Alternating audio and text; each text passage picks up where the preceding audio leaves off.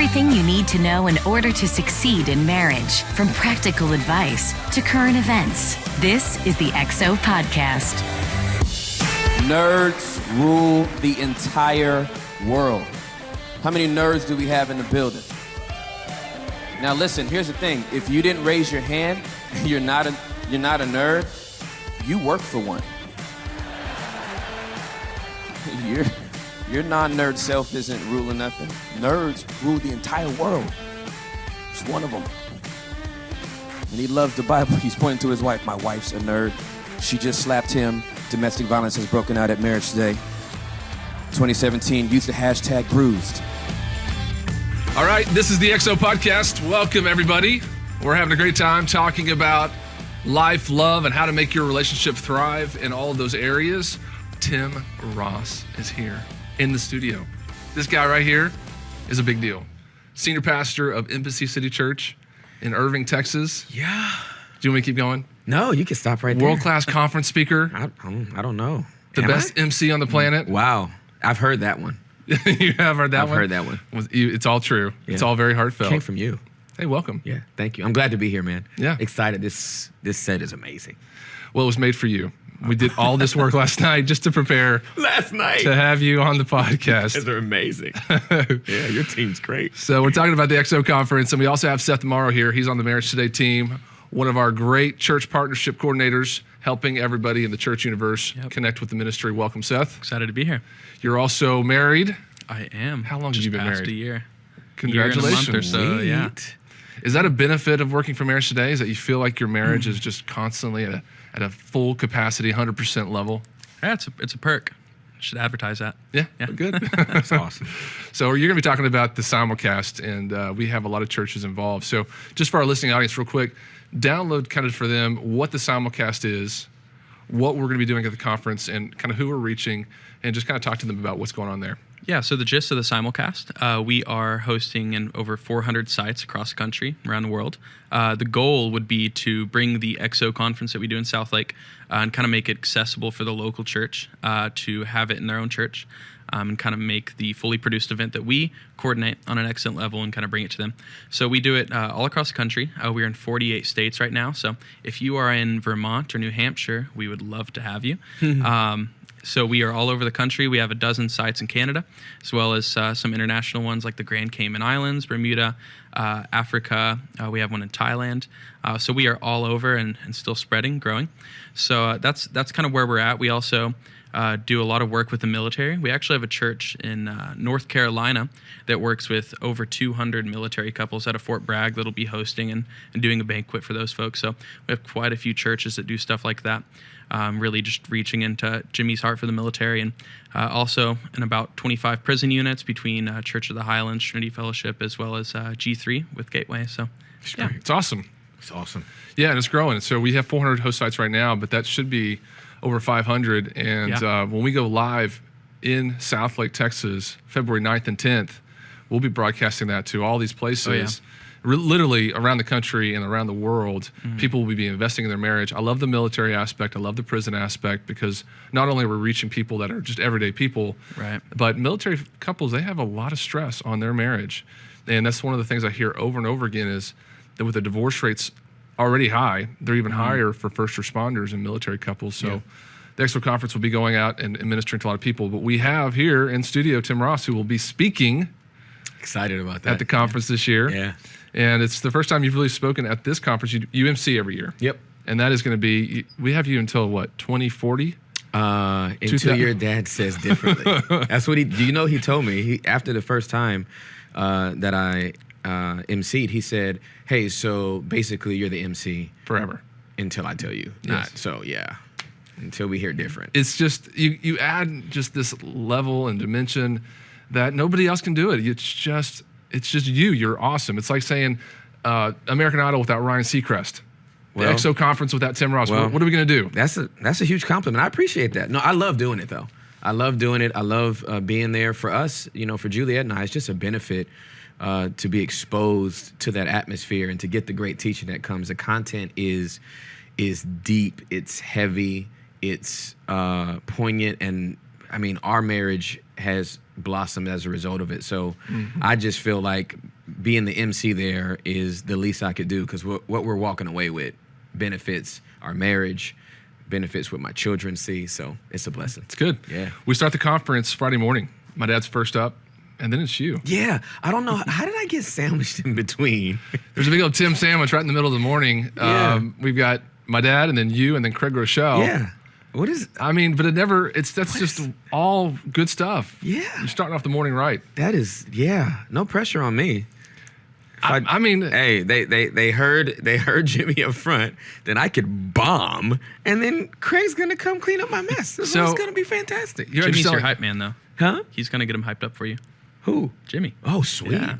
you got the tables have turned. Perspective. He's introducing me now. This is gonna be great. No, so many people I know listen to you all the time. They love listening to you. So, and you do. I listened to your sermon this weekend, and you've got one of those voices that's just soothing. Like you want to just listen to it. Keep talking. Thank you. Well, it was a cloudy day 4 years ago. I could listen to this for hours. But the conference, you're speaking the second session. Yep. And then you're coming back that night. Yep. And you're going to kick it off like you do always. Absolutely. And you're going to be the kind of the host for the rest of the weekend. And I look forward to that. I think it's going to be a great night, and it's going to be good. And Juliet's coming? Of course she is. Oh, yeah? Yeah, Good. she wouldn't miss it. Tell me how you introduce her a certain way. Yes. So Juliet is 5'4.25", half Jamaican, half Bahamian, super fine and all mine. Yeah. Is that trademarked? It is, in the Ross household at least. Yeah, that's great. Yeah. So Seth, the simulcast people out there that are maybe some church pastors, some leaders out there that maybe want to connect, how do they connect to simulcast the conference coming up? Yep. So you just visit exomarriage.com, submit an application, and we'll get back with you. We'd love to have you. We are a small team here, so you will literally talk to Seth. So if you want to reach out, it will be me. Even if you just want to shoot the bull with him, he'll be happy to talk to you for a little bit about your church and what's going on there. We're always obviously looking to connect with churches, resource them with material. We have a lot of curriculum kits and everything that we send out to churches. So call even if you don't want to host the simulcast, Seth will be willing to talk you through everything we do for churches. Yeah. All right. Help your church. All right. We like to talk about date night every time that we're on the podcast. Do you know why? Because we believe in date nights. Do you and Julia have date nights? We do, every Friday. I like it. Yeah. Well, our friends at Datebox, they have created a subscription service where they'll send you a date in a box. What? Once a month. What is this? I've never heard about this in my life. Well, go to getdatebox.com, Tim, and you can use the promo code EXOPODCAST and get your first month for free. Are you kidding me? All you have to do is pay $5 for shipping and handling. Are you kidding me? And it comes to I just got mine for the month of January.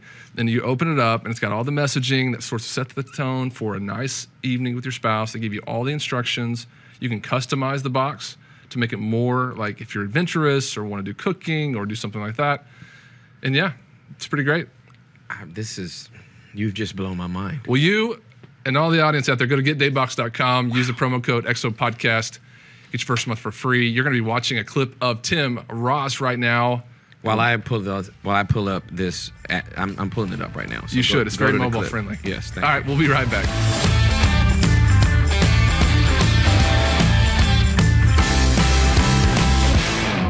Your family has a great future.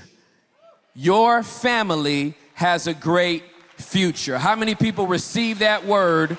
That's what we're praying for this year. We believe that your family has a great future. Your kids have a great future. Your kids,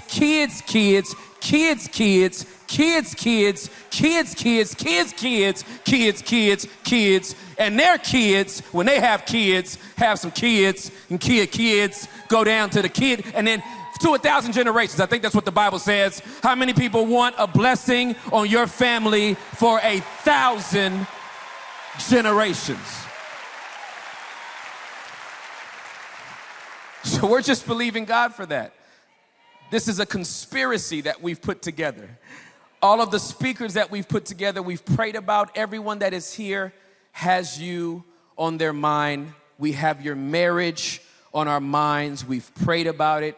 We've planned. We've strategized. And now you're here. Let me tell you what that means. Whatever the enemy has tried to do, to come in between your marriage, it just got canceled tonight.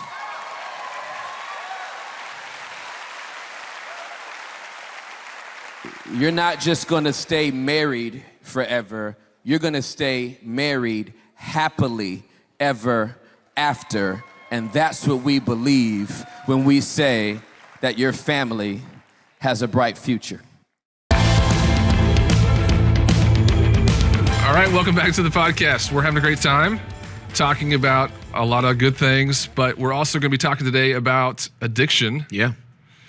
And I don't know how to set that up in a nice way, that being Debbie Downer. No. I think that when it comes to this particular topic, it's one of those things that you just have to throw out there. Yes. I don't think there's a good on-ramp for it. It's just something that you throw out there and you go, okay, we need to unpack that. Yeah, well, we were just talking in the break just about how important this topic is because so many people are dealing with some type of addiction. Yeah, absolutely. And whenever I say addiction, some people think immediately drugs or alcohol. Yep. But there's people addicted to food, to busyness, to gambling, to porn, to other things in their life that they just don't know how to live their life apart from that addiction. Yeah. And it's a big deal. So if you're married to somebody with an addiction, you're kind of stuck with that addiction, and it becomes the third party in your relationship. Yep. And I've seen so many marriages crash and burn, and it was really something where you want to be able to get in front of it and help people and get them to a place where they can kind of understand how to deal with it. But unfortunately, so many people just end up succumbing to it, and divorce is a lot of times a part of that equation. Yeah. And so we're going to be talking about addiction today. Yeah, absolutely. I don't know how to cheer up that mood. Nah. But before that, you are the pastor of Embassy City Church in Irving, Texas. Mm-hmm. We talked about that before. And your message this weekend was really good. I mean, it talked about, the title's awesome. Set it up. Keep it up. Way up. Yep. With 7 A's in the way up. That's right. Absolutely. So we talked about that, but your message was, and I don't want to paraphrase it too much, but it was, from what I got out of it, it was, you're going to be at a deficit if you're only praising God in your best moments. That's right. You kind of have to learn how to give him praise and honor him even when you're at your worst. That's right. So I think for a lot of couples, when I was listening to that, I was thinking that can resonate with a lot of couples who are, it's great when you're celebrating your anniversaries and you're thinking about all the good times. Yeah. But in sickness and in health is part of the vows. Absolutely. So kind of unpack that a little bit more. Well, to your point, sickness and in health, sickness is not just physical, right? It can be emotional, it can be spiritual, it can be relational, and it can be mental. So for me, quick just context to my testimony, at the age of 8, I was sexually molested by a neighbor that lived across the street from me. And at the age of 12 years old, I was exposed to pornography, and pornography became my coping mechanism to deal with the trauma that happened to me when I was 8 years old. By the time I was 19, I was an addict. This is what I was using to cope with stress, to cope with pain, to cope with feelings of low self-esteem, insecurity. And it was only after all of this came to light with an encounter with my mom and subsequently my dad and my younger brother that we finally kind of shed light on it for the entire family. It didn't just happen to me. It happened to my younger brother as well. Happened to my mother when she was 6. Happened to my father when he was 5. And we began to really just point a light in the midst of that darkness and start to see some real transformation. A year later, I gave my life to Jesus Christ, January 14th of 1996. So I just turned 22 spiritually. So that's really cool. Do we have a cake for Tim? Yes. For his 22nd? I'll actually take carrot cake from Saltgrass. So okay. There's a Saltgrass up the road. It's pretty close. I think they can have that before this is over. We can DoorDash that. Hint, hint. So, so I give my life to Christ on January 14th of 1996, and I am a born-again porn addict, right? I would love to say that there was this abracadabra moment, but it wasn't. There had to be these layers that began to get peeled off. And for anyone that's struggling with addiction, Brent, doesn't matter what type of addiction it is, what we first have to do is take away this stigma that this thing is so bad and this thing is you, right? Mm-hmm. You are not synonymous with your addiction, but it is a coping mechanism, but it is not the root of the situation. It's the fruit. So in the same way, a runny nose is not the cold or the virus that you're dealing with. Addiction is not actually the root or the epicenter. And a lot of people always are trying to attack the behavior without actually dealing with the root. And this is what leads to repeat offense. Mm-hmm. And so getting people just to first be courageous enough to confront what really is the issue is really important. Mm-hmm. How do you get them to that point? By being hot. So this is one of the monikers that I've been living by for many, many years. HOT is my acronym for honest, open, and transparent.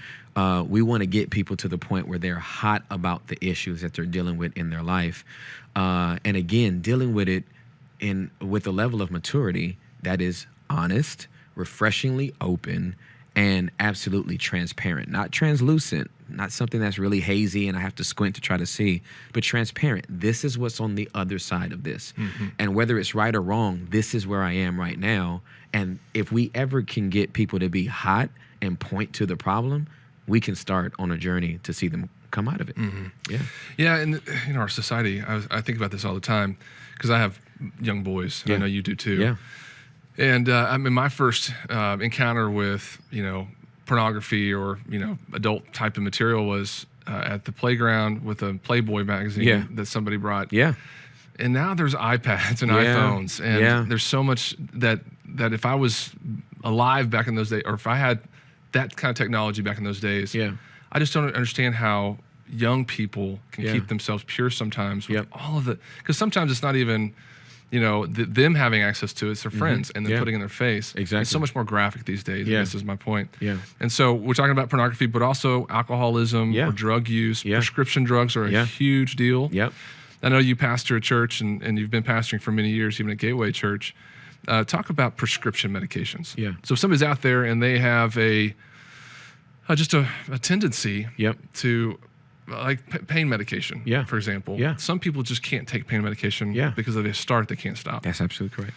Kind of speak to that too. Like if somebody's out there hurting, what can they do to kind of help resolve those desires? Yeah. So again, that honesty, openness, and transparency is very, very important. But then accountability is important as well.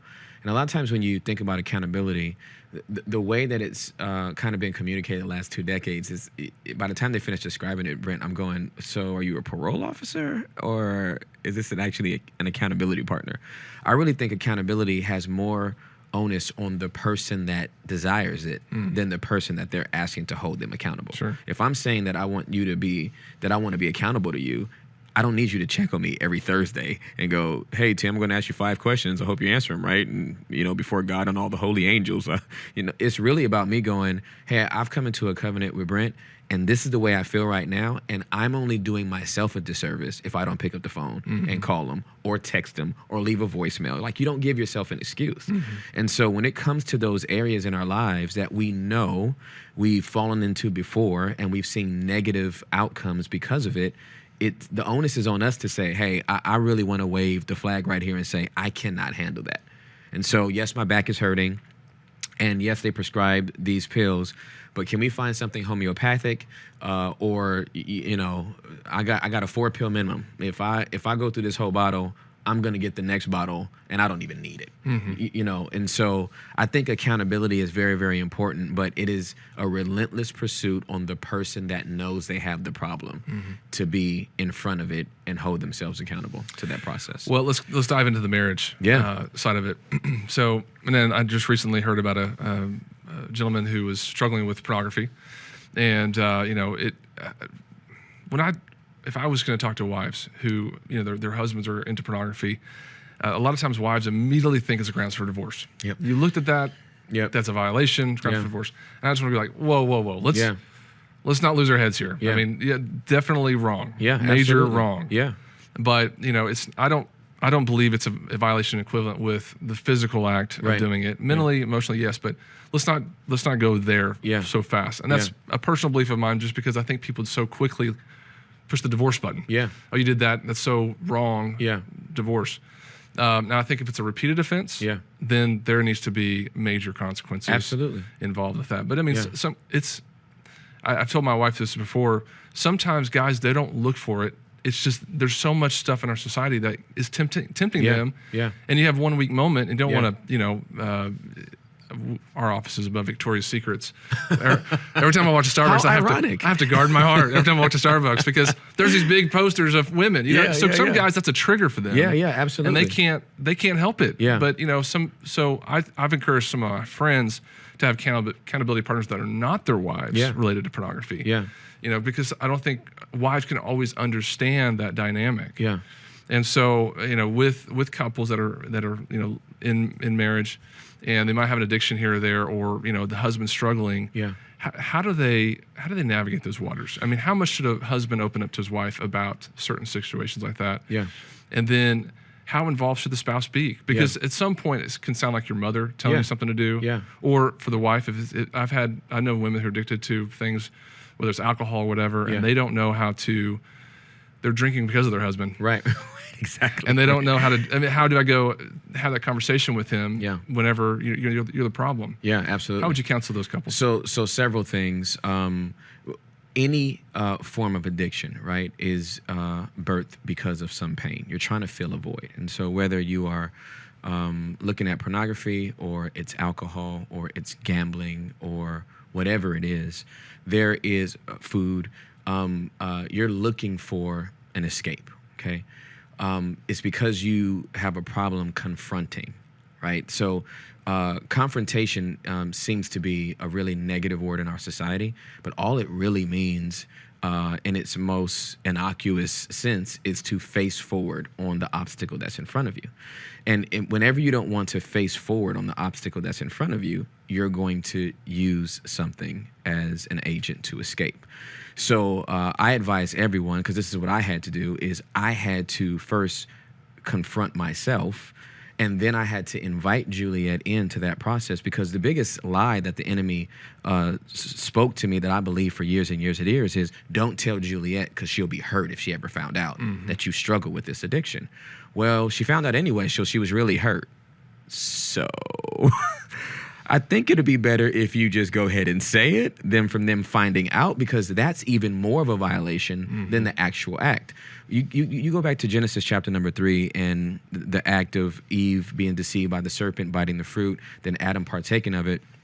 I truly believe that if Adam became aware of his sin in that moment and when it went streaking through the garden, screaming to the top of his lungs, "Dad, help, I messed up," I think the Lord would have been like, "Oh, man, why'd you do that?" I mean, according to 1 John, if we confess our sins to God, he is faithful and just to forgive us of all of our unrighteousness, right? So that's not really what the issue was as much as him trying to hide it. When you hide it, you make things exponentially worse than if you go ahead and shine light on it. But the enemy grips us with that fear of, if you say it, it's over. If you say it, they're going to get a divorce. If you say it, they're going to get mad. And you have to be brave enough to get past that lie so that the truth can come out.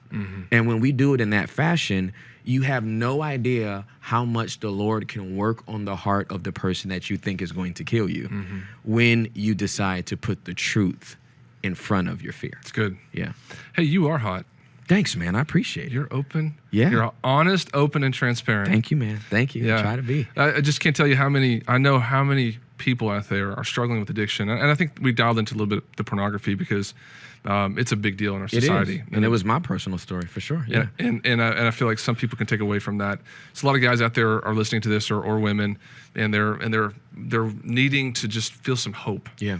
So last thing I want you to talk about is, how can people, and not in an overly religious way, but how can people really go, because I feel like that's whenever people can truly find salvation. Yeah. Is when they're ready to give it all. That's right. So if you were going to talk to somebody about how they can really make a change in their life, that we all know, that God can do, talk to them about that. Get a counselor, right? If you wanted to build your dream house, you wouldn't build it yourself. If you wanted to buy an exotic car, you wouldn't go about it building it yourself. if you wanted to get better at golf, you wouldn't go about it I'm just going to get some clubs and go out and practice. You would get with a professional. I think everybody in the entire world needs two things: a counselor and a good masseuse. It's a massage therapist, Tim. How dare you? I just honestly think everyone needs like somebody to break them in and rub on them and get all the knots out of them. I just think that is just something that everybody should treat themselves to. And I think everyone needs a counselor. Like, you need somebody that you can pay, that you don't have to check on them. They're just there to check on you. Right. Like, you need that one person that you're going, okay, I'm going to be here for 50 minutes. Here's my $90, and I'm going to throw up on you, and I'm not going to ask you how you're doing at the end of this. I'm going to walk away feeling better, and you're going to have to deal with that, right? We all need a place to take out our emotional garbage, our emotional trash. And so I have found in my own experience that I love my accountability partners, but there's something about that licensed, lettered therapist that I get to sit down, who can get in there and kind of tweak my mind and my brain to expose me to a new identity, right? Give me hope that, you know what, there's something past your addiction, Tim. You have a lot to live for, and here is the way that you need to be looking about it. If that was something that I could encourage everybody to do, that's what I would do. You don't have to pay for it all the time. It could be found in your local church. You might have a friend that is already in that profession, or at least past, 2 semesters of psychology, that could at least tweak you a little bit. But I really encourage everybody as a start to that freedom and that hope to get with somebody that can really walk you through that process. You're still talking about the massage therapist, right? No, I'm now talking about the you're talking about the counselor now. I don't talk to the massage therapist. So that's great. Well, a lot of good stuff. You said so many good things in this part, and I hope everyone listening will take advantage of getting with a counselor and a massage therapist. Yes. We have some Facebook questions coming up for you. Great. And they're not easy questions, so it's all right. You ready for them? I'm fine.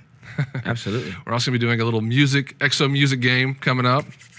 I'm ready. All right, but the Alaskan cruise is coming up, EXO Cruise. If you want to sail away with Jimmy and Karen to Alaska, we'll be going there this summer. Sweet. It's going to be great. It's awesome. So watch this clip and we'll be right back.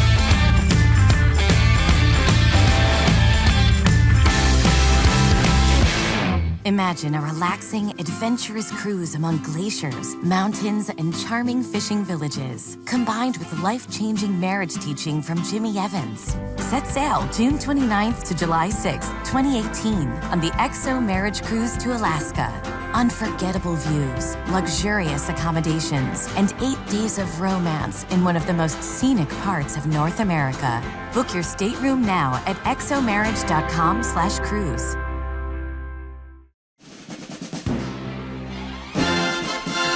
We're having a great time here at the EXO Podcast. Welcome back. Tim Ross is with us. We're talking about a lot of good things on the podcast today, but today we're actually going to do a new game that we've just kind of come up with called EXO Theme Music Game Show, blah, blah. I don't have a name for it, but it's going to be awesome. The EXO Game Show Challenge. I was thinking about this last week. How many great theme songs there were when we were growing up? A bunch of them. Yes, and you knew the words to them. Yes. Because back then you couldn't fast forward really through commercials. No, you couldn't. Or through unless music. You taped it on a VCR, which was the cutting edge technology at the time. That was cutting edge. Yeah, it was. But anyway, going back to the theme songs, I love the theme songs. Yeah. I still have childhood memories. Sometimes I even hum them or sing them to myself. Yeah. So that's what we're going to do. The first 1 to 5 wins. We're going to hear theme show music in our headsets. You'll hear them in your headset. Yep. The first one to say the show that it's from gets the point. Got it. First to 5 wins. You're going down. Oh my gosh, shut up.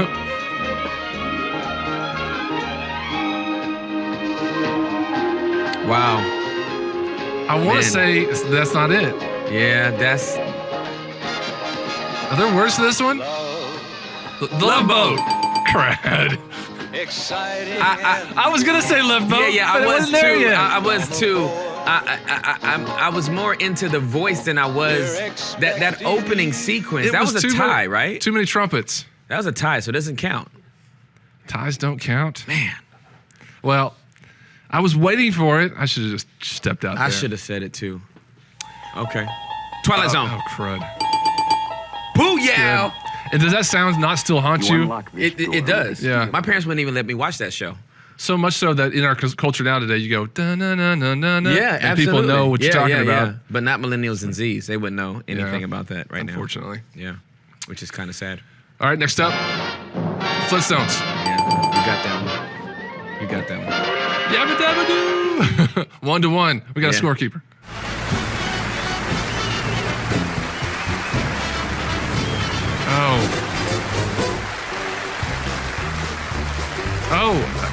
Carol Burnett? No. No. Oh my goodness. Oh, Muppets. Yeah. That was so close. Wow. It's amazing what's deeply embedded in the recesses of your mind. Muppets is in my amygdala, but not the music is, but not the word. Oh. Flight into the dangerous world. Knight Rider. So mad! What is it, 3-1? It's 3-1. I'm so sick. I did not know any of these songs before. I just want to say that. Golden Girls. Golden Girls. Yes. If I can have Knight Rider, you can have Golden Girls. Yeah, absolutely. We watched it last night. Fresh Prince. Oh. I got it. I got it. You tied it up. 3-3. All right. Come on, Tim Ross. I gotta get my game face on.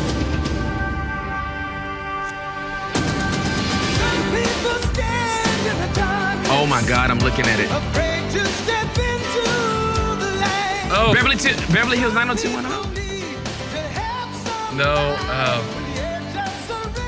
Oh, I'm looking right at him. Oh, Baywatch. I didn't get to watch that show either. Game point, bro. 4, 5, 6, 7, 8, Schlemiel, Schlemazel. Yeah. Laverne and Shirley. Laverne and Shirley. Oh, Let's listen more yeah. from Mindy. Let's go. Let's go. All right. That was a pretty good show.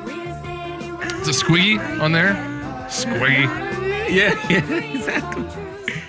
4-4. All right. Oh, Munsters. No. Addams Family. Addams Family. Yes. Right. Come on. Dead gummits. Munsters, Addams Family. That was great. Oh. Yes. That's all I had to snap. Yeah. Good job. Oh, EXO theme song, music, game show. You won it. One for the history books. Yep. That was Good great. job, that was fierce though. 5-4. It's hard to pull those back. Yeah. Back into your mind. You That know was the like song. Cleveland Cavaliers coming back against Golden State Warriors. It was 2016. Stephon Diggs getting that 61-yard pass. Oh. Taking it home. That was amazing. The Minnesota Miracle. You are the Minnesota Miracle of this game. Yeah, well, I take it. I give all glory to God. That's right. Okay, let's switch gears a little bit. You know, we've been talking about addictions, but my dad, Jimmy Evans, he obviously is a pastor. He's the founder and CEO of this ministry. He's been an integral part of helping people to get better in a lot of areas of their life, not just marriage. He created the 21-day journey and the 21-day total freedom journey specifically to kind of help people deal with addictions and those types of behaviors. So if you want more information, go to our website, MarriageToday.com. Go to our store and you can see all the products that we have there, but specifically the 21-day journey is there to check out. I highly encourage people to spend the time to go through. It's 21 days, but you can go through it as long as you need to. Yeah. But it really is one-on-one with Jimmy Evans and him helping you to understand a lot of truth. So check that out. We have Facebook questions for you. Sweet. This is coming in from Tiga on Facebook. Okay. How can addiction to social media and addiction to attention from the opposite sex affect your marriage? Okay, so addiction with social media and addiction to attention from the opposite sex. Both of them have at their root a need to be affirmed and validated. So there's already studies out that the impact of social media on the brain releases the same type of endorphins as you would have when you have a great workout, or you get a dopamine rush. Mm-hmm. And so the reason why people post and then go back to see if anybody posted, because having anyone like it or post back or respond is a dopamine hit to the brain. Well, once that chemical starts being released, your body becomes addicted to it. So we have to monitor that and manage that. And again, at the root is affirmation and validation. So my question would be, where does your affirmation and your validation come from? Even as it relates to people of the opposite sex. Well, the reason why I'm really paying so much attention to this person is because they're kind of flirtatious, but they're showing me attention. That means that you feel like there's a deficit on the inside, and you're not willing to confront and address it yourself, and so you're using another person or social media as your medication. So my thing would be get to the root of it and don't stay at the fruit of it. That's good. Hey, I'm going to be open and honest right now.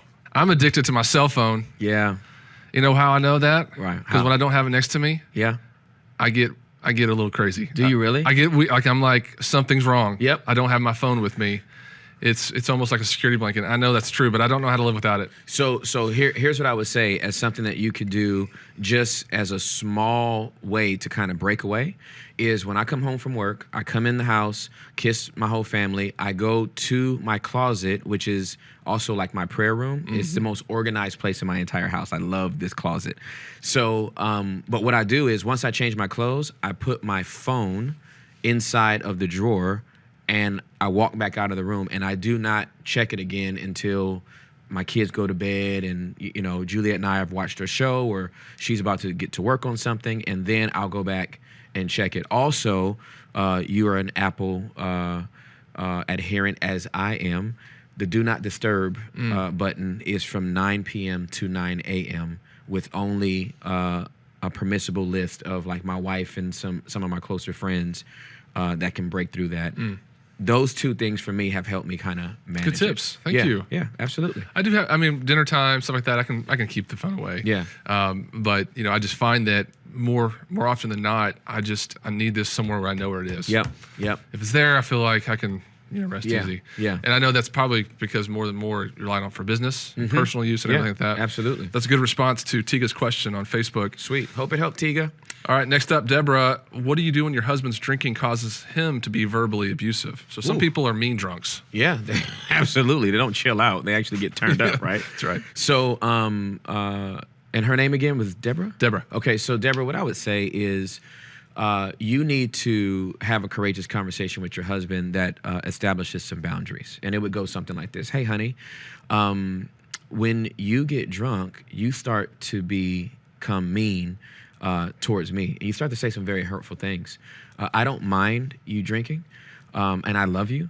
But if it's going to include verbal abuse that is aimed towards me, I won't be here to tolerate it. And so if you would like to drink, I would like you to go out and drink and not come home until you can manage your anger or your temper, because it won't be something that I tolerate here. I love you, but I have to draw a line because what you're doing is actually starting to hurt me. It's good. Yeah, nobody should be living with an abusive spouse, Absolutely specifically one who can't control it whenever they're under the influence. Yeah. Alexandria, how can an addictive loved one, especially a child, create marital distance between a husband and wife? This is a little backstory. Their youngest son was struggling with alcoholism for more than 10 years. He is now sober, but the effects of the issues cause serious issues within their relationship. Yeah, within their marriage. And so what I would encourage is some counseling. We talked about this before. Sit down with a mediator. It sounds like you all have tried to deal with it yourselves, like maybe one-on-one, and somehow it left parts of the relationship broken. What I would encourage is sit down with a mediator, sit down with a counselor, and get to the root. I'm always big. There's a scripture in the book of Proverbs, with all thy getting, get an understanding. It's very difficult to be mad at something that you can understand. And so our son's behavior caused us to have some reactions towards each other that were unhealthy. We're thankful that our son is free, but I want to get this relationship back to where it used to be before we had to manage this event in our lives and this episode in our lives. And so I would encourage getting that third party involved. And with the mission, if you need a hashtag for it, it would be hashtag, reset our marriage, or hashtag before the alcohol, something so that you all can have unity on the issue you're addressing, because it's not me or you, it's it. Yeah. I think unity is the key word you said too. Yeah. Because I know so many times because I have kids, and my wife and I, with each kid, we all both kind of take a side sometimes naturally. Yeah. and we have to work towards unity. Yeah, absolutely. It's not something that automatically happens, because one of my kids, I really understand the way they are. Yeah. And another one of my kids, I may not understand exactly the way they are, but my wife sometimes is the opposite. Yeah. They take on personalities that are one or the other. Yeah. And so when there's behavior that happens, sometimes I can understand the behavior that's happening much more on a deeper level than my wife. Yeah. And so this couple that's dealing with this, I can guarantee you, if their son was dealing with an addiction, being an alcoholic, that there were probably a lot of conversations that were like, you shouldn't do that to him, or you should do that to him. There was protection mode and aggressive mode. Yeah. So I liked what you said about unity. That's a great point. All right, Helen on Facebook said, what do you do if your spouse is unwilling to receive help with their addiction? This is where you have to start getting tough. This is where tough love is involved. Because if they're unwilling to get help with their addiction, then they're really unwilling to address what's causing erosion in the relationship. And so that's where you have to have the courageous conversation. Sometimes it even involves outside individuals coming in that are trusted to intervene, and to have the type of courageous conversation that allows them to understand, if you are refusing to get the help that you need, then you're also telling me that you don't want to see this relationship continue. Mm-hmm. And just really to be, again, hot enough to say, hey, if you answer this for me honestly, it'll really help me. If you don't want to get help, then are you saying that you no longer want the marriage to continue? It will hurt my feelings if you tell me that, but it will also give me some clarity on my next steps. Mm-hmm. And so put that ball in their court and make them make the decision that needs to be made. Mm-hmm. Yeah. Yeah, so don't be the enabler either. Exactly. That's absolutely correct. As long as you're sticking around, you're going to enable that situation. Absolutely. Hey, great answers to the questions that came in from Facebook. Thanks, everyone, for their questions. Hey, thanks for being a part of the podcast today. Man, this was fun. Yeah. Yeah. Can't wait to do it again. You're going to have to see me again in a few weeks at the XO conference, February 9th and 10th. Yeah, it's going to be great. Embassy City Church. I'm not just saying this. I mean, you really do have an amazing ministry. You're speaking. You're very gifted in it. So much so that my mom, my granddad, everybody listens to you. Thanks. Because your stuff, it's a deep well.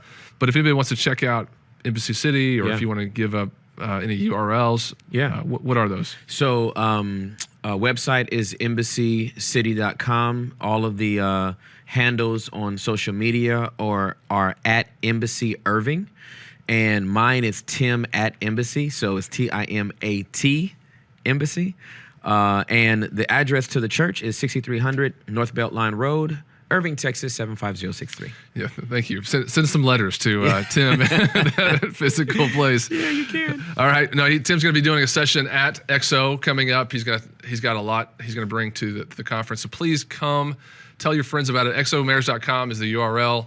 Also for the conference, you can come and see all the speakers that we've been talking about. Next week, we've got some special guests coming up that you don't want to miss that are going to be part of the conference as well. Jefferson Bethke. We've got Clayton and Ashley Hirsch from Lakewood, Texas. Does Lakewood have its own city nowadays? Yeah. Lakewood Church. The mayor gave them the key. Down there. And we've got some great stuff happening on the podcast leading up to XO. I'm excited. Me too. It's going to be fun. All right. Thanks, everybody. Subscribe to the feed. Tell your friends. And we'll see you next time.